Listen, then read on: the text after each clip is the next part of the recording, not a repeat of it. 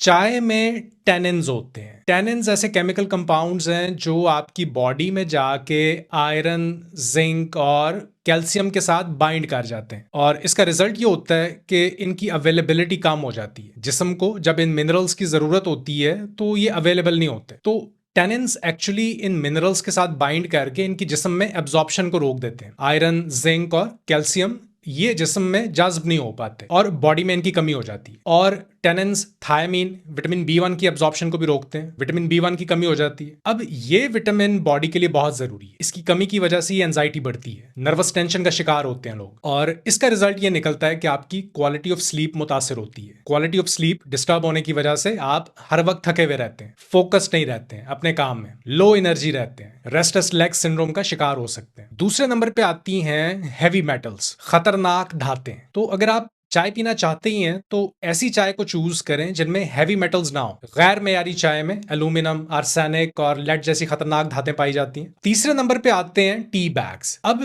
Tea bags की तैयारी में ब्लीच का इस्तेमाल किया जाता है और इस ब्लीच में एक केमिकल होता है एपिक्लोरोहाइड्रिन और ये कैंसर की वजह बनता है।